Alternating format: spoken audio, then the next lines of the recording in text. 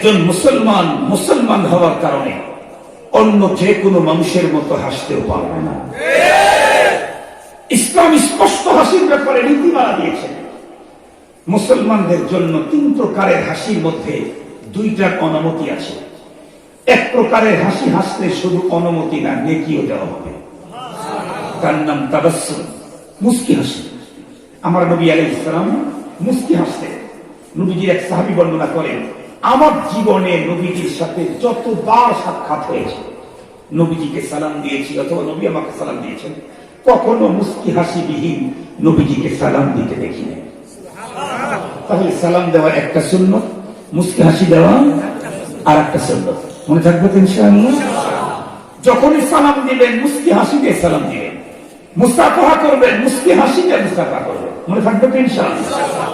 আপনাদের চট্টগ্রামে সব জিনিস খুব উন্নত মানের, শুধু একটা জিনিস একটু সমস্যা, সেটা হলো সালামের কন্ডিশন খুব খারাপ। যারা আমাদেরকে মুহাব্বত করে, ভালোবাসে, তারা আমাদের সামনে এসে বলে সালাম আলাইকুম, সালাম আলাইকুম। এই সালামটা এত বেশি চিটাগাং কক্সবাজার সালাম আলাইকুম, অথচ ইচ্ছাকৃত ভাবে সালাম আলাইকুম পৃথিবীর কোন মুসলমান বলতেই পারে না। ইচ্ছাকৃত ভাবে সালামকে বিকৃত করা হলো ইহুদিদের স্বভাব। স্পষ্ট হাদিস খুলে দেখেন, ইচ্ছাকৃত ভাবে সালামকে বিকৃত করেছে এই পৃথিবীতে সর্বপ্রথম ইহুদিরা। এজন্য কোন মুসলমান ইচ্ছাকৃত ভাবে সালাম বিকৃতি করতে পারে না। কিন্তু আমরা গাফলতির কারণে, কি বলবো, এটার প্রতি আগ্রহ, এটার প্রতি গুরুত্ব না থাকার কারণে আমাদের অহরহ প্রতিদিন তাদের মতো সালাম আমার বিকৃতি হয়ে যাচ্ছে। সালাম হুজুর, দেখেছি আমি অনেক মহব্বত করি, হাজার হাজার টাকা আমাদের পিছনে ব্যয় করে, কিন্তু সালাম হলো শুদ্ধ সালাম দিবে।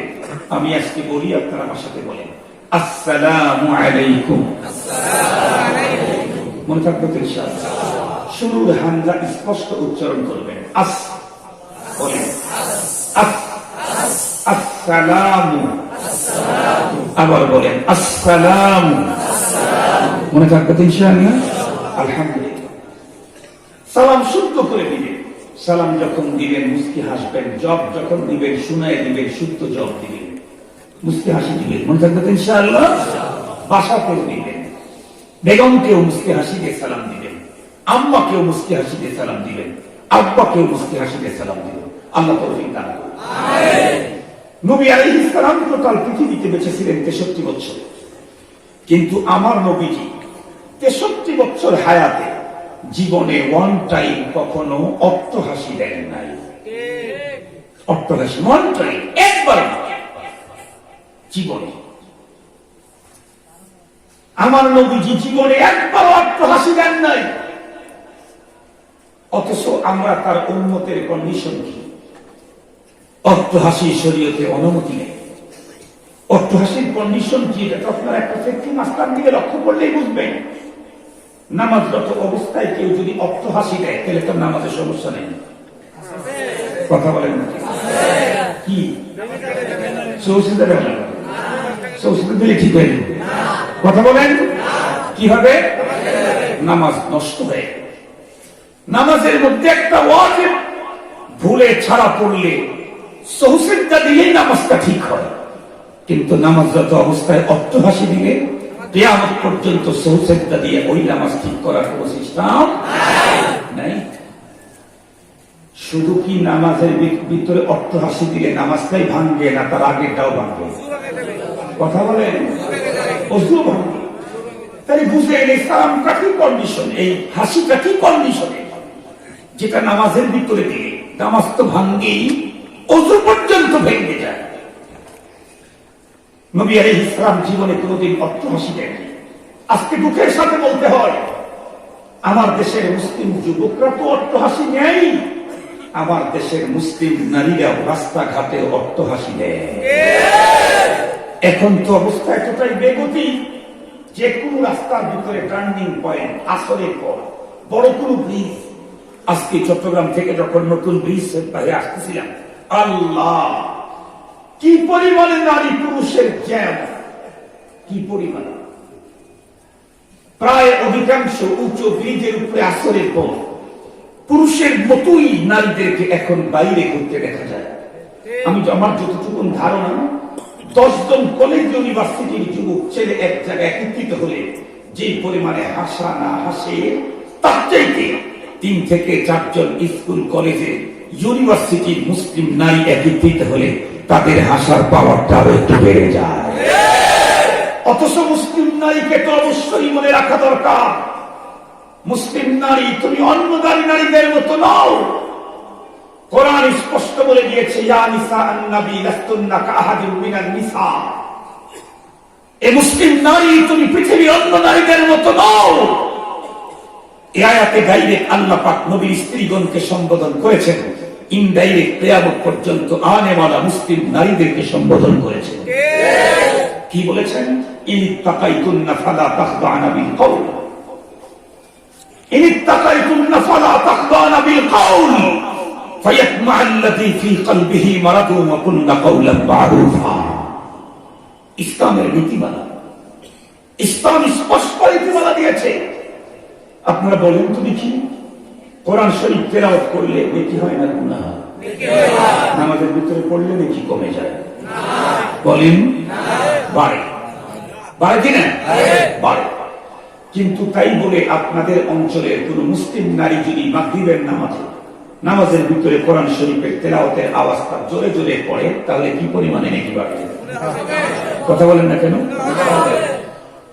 যে শরীয়ত মুসলিম নারীকে নামাজের মধ্যে কোরআন পড়ার উপরে নীতিমালা দিয়ে, পুরুষেরা জোরে পড়লেও তুমি উচ্চ কণ্ঠে নামাজের মধ্যে কোরআনের তেলাওয়াত করতে পারবা না।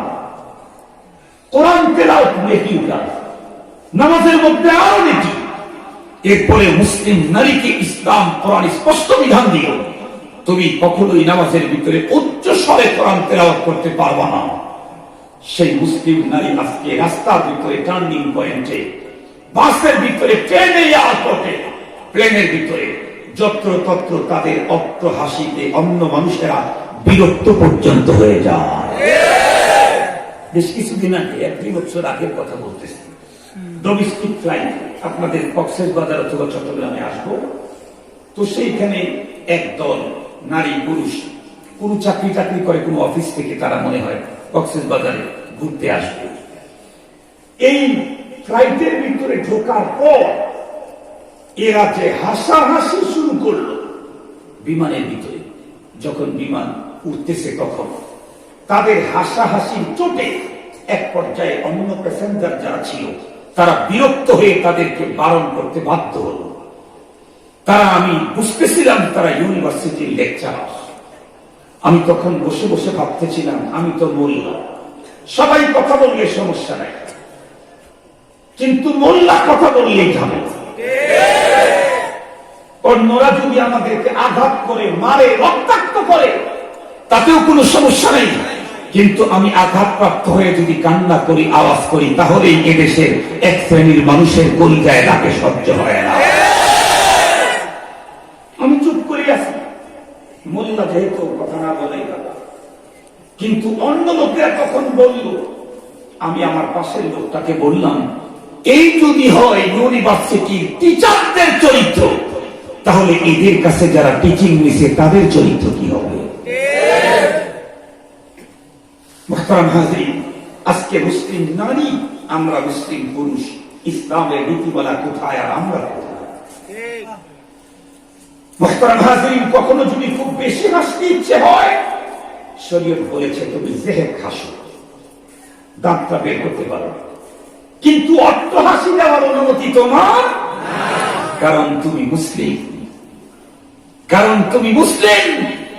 তোমার জন্য হাসিতে ইসলাম স্পষ্ট নীতিমালা দিয়েছে। তাহলে হাসবো আনন্দ পেয়ে, সেখানে ইসলামের নীতিমালা আছে। এবার আসি, দুঃখ করে কাটবো কিনা, কান্না আসবে কিনা? শুধু আমারই আসবে না, আপনাদের আসবে। আওয়াজ করেন না কেন? দুঃখ পেলে কান্না আসবে না? বেদনা ব্যথা পেলে কান্না আসবে না? কিন্তু আমি মুসলিম, আমাকে বলা হয়েছে তুমি যেমন তেমন কান্না করতে পারবো না। তুমি আর্মি, যেমন কেমন পোশাক পরতে পারবা না। তোমার চুল কাটা যেমন আর্মি কাটিং, তোমার পরনের পোশাকটাও তেমন আর্মি পোশাক। তোমার হাসিটা যেমন মুসলিম হাসি, তোমার কান্নাটা তেমন মুসলিম কান্না হতে হবে। কান্নার ডিজাইন হবে মুহাম্মাদি ডিজাইন। কোন ডিজাইন? মুহাম্মাদি ডিজাইন। আল্লাহ পাকের কোরআন আল্লাহ পাক স্পষ্ট করে দিয়েছেন, লাকাদ কানা লাকুম ফি রাসূলিল্লাহি উসওয়াতুন হাসানাহ লিমান কানা ইয়ারজুল্লাহা ওয়াল ইয়াওমাল আখির ওয়া যাকারাল্লাহা কাসীরা।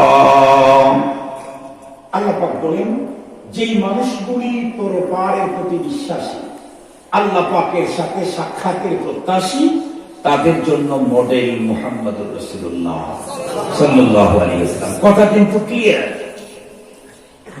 যারা আখিরাতকে বিশ্বাস করে, যারা আল্লাহ পাকের সাথে সাক্ষাতের আকাঙ্ক্ষা রাখে, তাদের জন্য মডেল কি?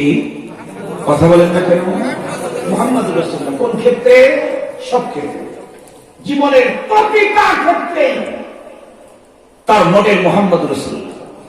কোন মানুষটা আল্লাহর সাথে সাক্ষাতের প্রত্যাশা রাখে, কে আখিরাতকে বিশ্বাস করে, এটা তার কর্মের দ্বারাই বোঝা যাবে, মুখের স্লোগান দিয়া না।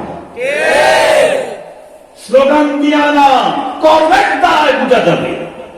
আমার দেশে যেই নেতা বলল, তোমাদেরকে তো পিটায়া পিটায়া পড়ানো হয়েছে, আর আমরা পেটন ছাড়াই আলিফ বা তাসা পড়েছি, ওই নেতার মাথার থেকে পায়ের তালু পর্যন্ত ডিটেক্টর দিয়ে চেক করলে তখনও ইসলামের কোন একটা কি বলে চিহ্ন তার শরীর থেকে বের করা সম্ভব হবে না।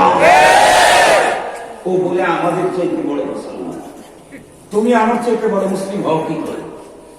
সে বলতেছে। খুব ভালো করে বুঝবেন কথাগুলি, দিল দিয়ে বুঝবেন কথাগুলি। Islam is complete code of life. পৃথিবীর কোন মানুষটা আল্লাহর সাথে সাক্ষাতের প্রত্যাশা রাখে, মুখের বক্তব্য না, কর্মে প্রমাণ করতে হবে। আল্লাহ পাক বলেন, যেই মানুষগুলি পরপারের প্রতি বিশ্বাস রাখে, আমার সাথে সাক্ষাতের প্রত্যাশা রাখে, তাদের মডেল কি? খাইতেও মুহাম্মাদি মডেলে খাবার খায়, ঘুমাইতে মুহাম্মাদি মডেলে ঘুমায়। চুল কাটাটা নেইমার আর মেসি কাটিং দেয় না, আর্মি কাটিংও দেয় না, মুহাম্মাদি কাটিং দেয়। বললেন না যে মুহতারাম হাজির, তাহলে কান্নার ব্যাপারেও আমার মডেল কে? মুহাম্মদুর রাসূলুল্লাহ সাল্লাল্লাহু আলাইহি ওয়াসাল্লাম। তো দেখি তো নবীজি কি বললেন কান্নার ব্যাপারে, শরীয়ত কি শিখাইলেন? নবী আসলাম একদিন কোথাও যাচ্ছিলেন, হাদিস, যাইতেই দেখলেন একজন মেয়ে কান্না করতেছে, কিন্তু কান্নাটা করতেছে নর্মাল গতিতে না, বিলাপ করে। বিলাপ বুঝেন নাকি আপনারা? মাশাআল্লাহ, বিলাপ বিলাপ করে কান্না করছে। এখন নবী ইসলাম যাচ্ছেন, তার সামনে একজন মুসলিম নারী, সে কান্না করতেছে, আর কান্না করতে ইসলামের আইন লঙ্ঘন করতেছে। তাহলে এখন নবীজি তাকে কিছু বলবেন না, চুপ করে চলে যাবেন, তসবিহ পড়তে বলবেন। কথা বলেন না কেন? যদি না বলেন তাহলে খামা বাল্লাহ তারি সাদাতা। যদি না বলেন, নবীর সামনে কোন উম্মত কেউ ধর্ম বিরোধী কোন কাজ করতে থাকলে নবীর জিম্মাদারি তাকে অবশ্যই বলতে হবে।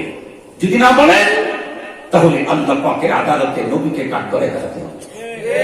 আমি জিজ্ঞেস করতে চাই, কিয়ামত পর্যন্ত আর কোন কোন নবী দুনিয়াতে আসবেন? মুসলমান তো থাকবে, দ্বীনও তো থাকবে। কিয়ামত পর্যন্ত কোন মুসলমান যদি ধর্ম বিরোধী কোন কাজ করতে থাকে, তাহলে তাদেরকে এই কাজের উপরে সজাগ করবে কারা? আরেকটু জোরে বলেন, আরেকটু জোরে বলেন।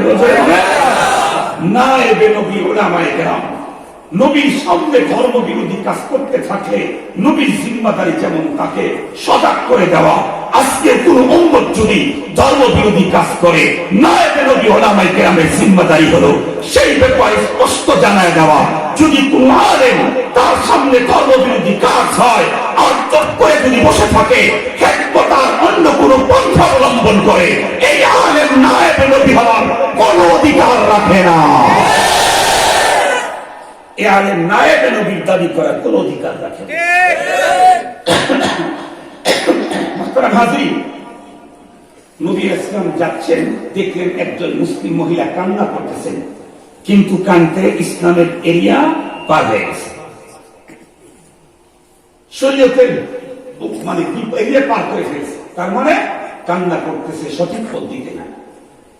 বিশ্বনবীজি সেই মেয়ের কাছে গিয়ে বললেন, মেয়ে, এভাবে তুমি বিরাট করছো কেন? সবর করো, ধৈর্য ধারণ করো, এটা তোমার জন্য উত্তম।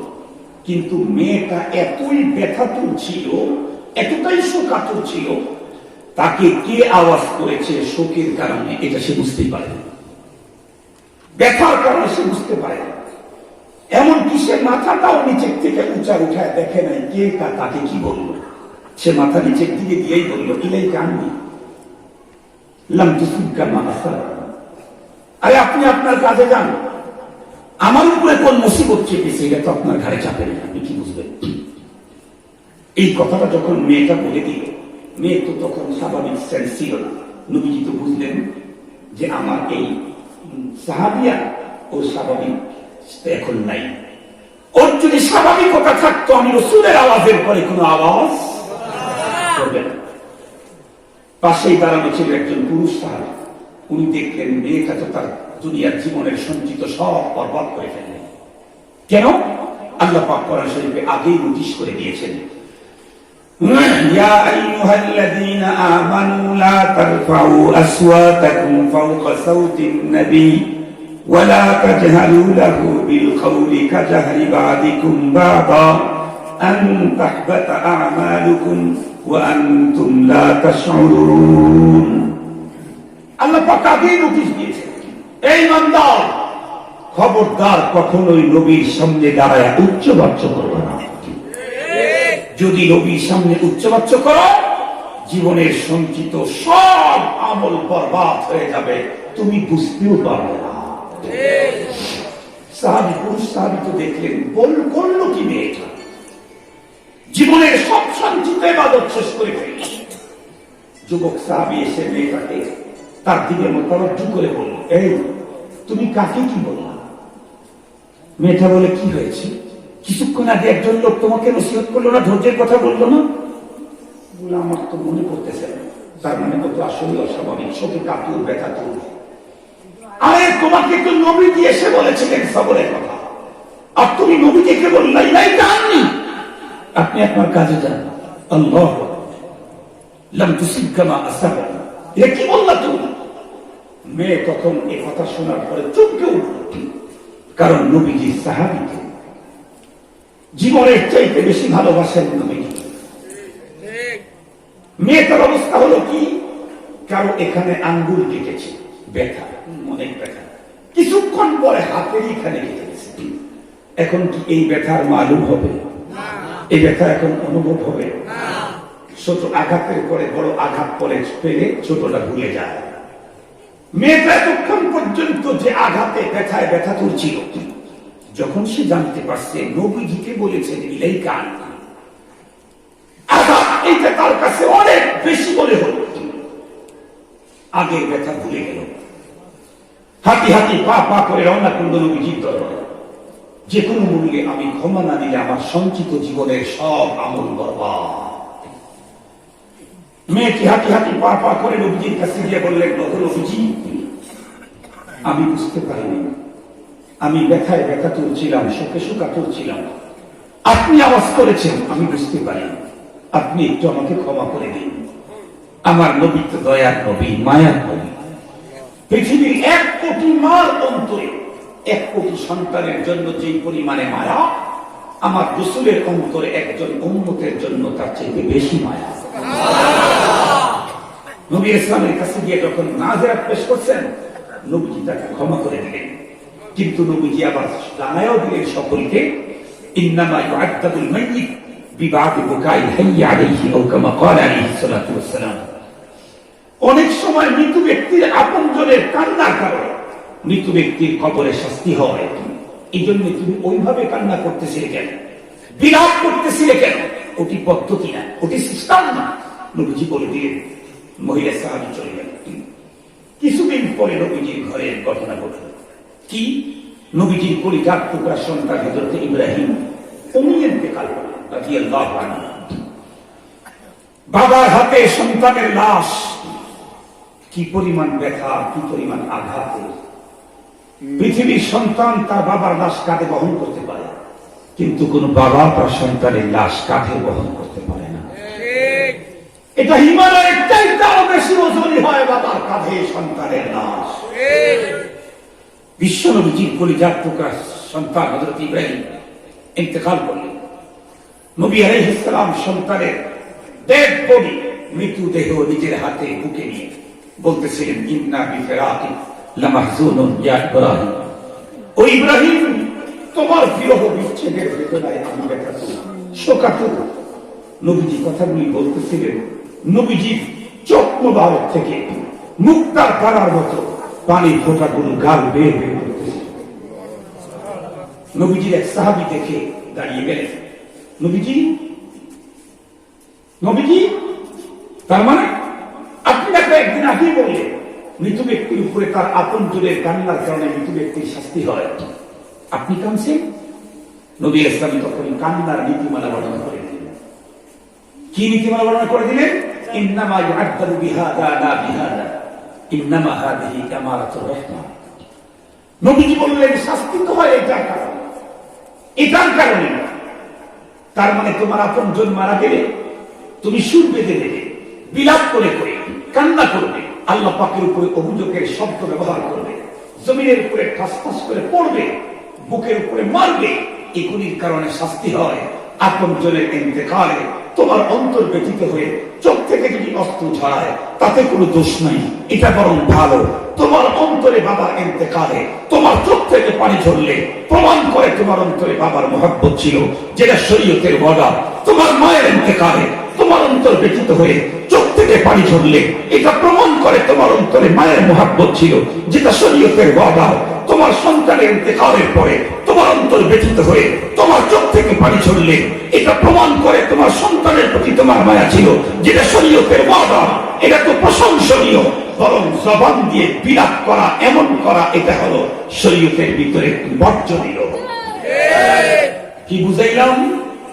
আমার Islam is complete code of life.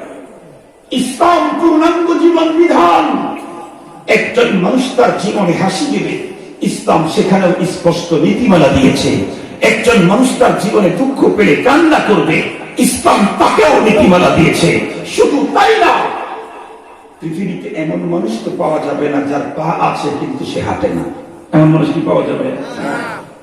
সে বাদশা হোক, প্রেসিডেন্ট হোক, বিরোধী দলের হোক, হুজুর হোক, তাবলিগ হোক, পাবলিক হোক, আর আওয়ামী লীগ হোক, যেই হোক, মানুষ হাঁটে, কম হোক বেশি হোক। কথা বলেন না কেন? হাঁটে না? আল্লাহ পাকের কোরআনে মুসলমানদেরকে ইসলামে হাঁটার জন্য